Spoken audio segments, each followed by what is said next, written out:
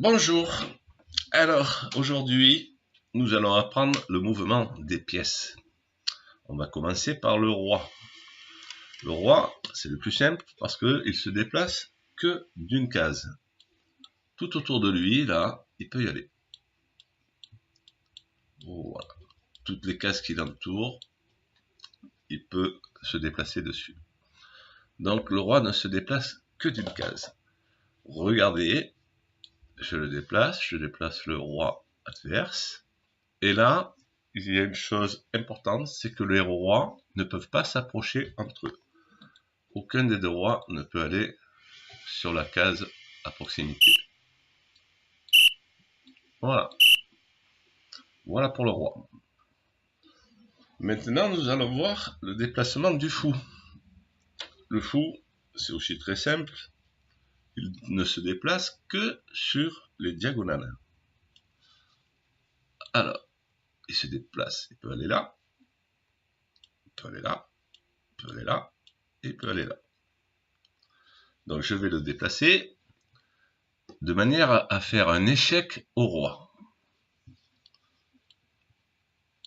Ici, il y a échec au roi. Pourquoi? Parce que le fou se déplaçant sur les diagonales, le roi est sur la trajectoire du fou. Donc, il y a échec au roi, et le roi ne peut pas rester sur la diagonale du fou. Il va donc être obligé de s'en échapper, comme ça. Ou bien aussi, comme ça. Ou bien aussi, comme ça. Voilà. Il n'est plus sur la trajectoire du fou. Donc, je vous rappelle, le fou se déplace sur les diagonales. Ici, là, là, et ici. Le fou ne change jamais de couleur. Donc, de case blanche, il ne passera jamais sur case foncée. Voilà pour le fou. Maintenant, nous allons voir le mouvement de la tour. La tour se déplace sur les colonnes, sur les rangées. Donc, colonne et rangée. Ça n'a rien de très difficile. Maintenant, nous allons faire échec au roi avec la tour. Donc, pour faire échec au roi, nous allons nous mettre sur la colonne où il y a le roi. Et là, le roi est en échec. Il faut qu'il sorte de là. Donc, il peut aller sur différentes cases. Il peut aller ici. Il peut aller ici. Il peut aller ici. Et il peut aller ici. Il faut absolument qu'il sorte de l'échec de la tour. Nous allons avoir maintenant le mouvement de la dame. Le mouvement de la dame, c'est simple, elle se déplace comme le fou et comme la tour. Donc, elle fait à la fois les diagonales, comme le fou, et les rangées, comme la tour, ainsi que les colonnes. Vous voyez, c'est ce qui en fait la pièce la plus forte du jeu. C'est comme dans la vie, la dame c'est la pièce maîtresse. Donc, comment faire échec au roi avec la dame dans cette position? Ben voilà, elle est allée toute seule. En se mettant ici, elle fait échec au roi. Je reviens en arrière. On peut faire échec au roi avec la dame ici. Là, il y a échec au roi. Ensuite, elle peut faire échec au roi en se mettant sur la rangée. Ensuite, il y a encore un échec en se mettant comme le fou sur la diagonale. Et là, on voit qu'il y a échec au roi. Donc le roi ne peut pas rester là. Il faut qu'il aille ici,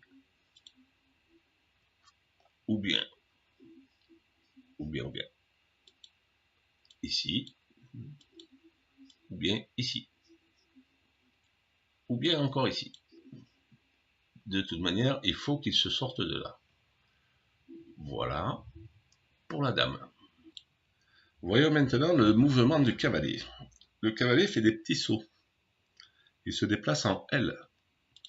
Cavalier. Vous voyez, ça fait un L.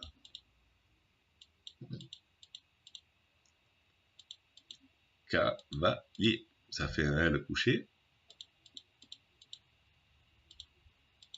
Cavalier. Ça fait un L à l'envers. Donc, il peut aller en fait sur toutes ces cases. Cavalier. Cavalier. Cavalier. Cavalier. Cavalier. Cavalier, je me répète, hein. Cavalier, cavalier, et voilà. Donc, il contrôle 8 cases autour de lui. Cavalier comme ceci, cavalier, cavalier, et là, on voit que le roi est en échec. On peut faire cavalier,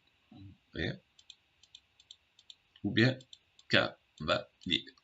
Le roi est sur la case que contrôle le cavalier. Donc il y a échec au roi. Et le roi peut aller sur n'importe quelle case autour de lui. Ici. Il peut aller ici.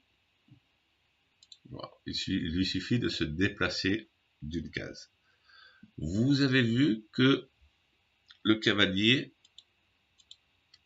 se déplace, quand il se déplace, change de couleur systématiquement.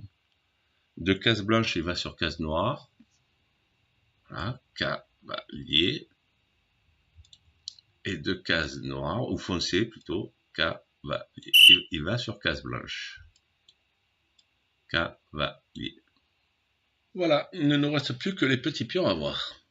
Donc les petits pions avancent tout droit.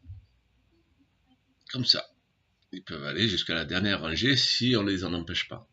La première fois qu'ils jouent, ils ont le droit d'avancer de 2 cases. Ensuite, c'est terminé. C'est une seule case à la fois. Comme ceci. Pour manger, il faut qu'ils mangent en diagonale. Ils ne peuvent pas manger en avançant tout droit. Vous allez voir comment ça se passe.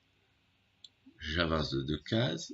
Le pion noir avance de 2 cases. Et là, j'ai le droit de le manger. Uniquement comme ça, en diagonale. Comme si c'était un fou. Ensuite, le pion avance. Bon, le roi pourrait aller le manger, mais on va éviter de le faire. Regardez ce qui se produit lorsque le pion arrive sur la dernière rangée ici. On appelle ça la rangée de promotion. Ici, la case de promotion pour ce pion est là. Donc si j'avance ce pion, il va se transformer, c'est magique. On peut prendre la pièce que l'on veut, la dame, la tour, le fou ou le cavalier. Et là, on va prendre la dame. Et voilà une dame qui vient de naître, une jolie dame. Voilà pour le mouvement du pion. Maintenant, si je reviens un petit peu en arrière, on va voir que le pion ne peut jamais reculer. Regardez, il y a la police qui est cachée là. Si j'essaye de reculer, vous allez voir, elle va me siffler. Hop, vous voyez, je ne peux pas reculer. Je ne peux pas non plus aller sur le côté. C'est impossible. Donc le pion avance tout droit. Nous allons voir la règle de la prise en passant. Donc le pion avance de 2 cases. Là, je vais bouger le roi. Là, j'avance encore un peu mon petit pion. Et là, la prise en passant, vous voyez que la case de prise de mon pion est ici, ou bien ici. Là, mon pion a le droit de prendre tout ce qui bouge, tout ce qui vient sur ces cases-là. Donc, le pion noir décide d'avancer de 2 cases. Hop, il est passé devant la case de prise de mon pion, ici. Donc, mon pion a le droit de le prendre. C'est la prise en passant. Voilà pour les pions. Nous avons terminé cette vidéo d'initiation. Vous êtes maintenant devenu un joueur d'échecs. Ce qui est bien, c'est que vous pouvez repasser la vidéo autant de fois que vous le souhaitez, si vous avez oublié quoi que ce soit. Et je vous dis à bientôt pour une prochaine vidéo.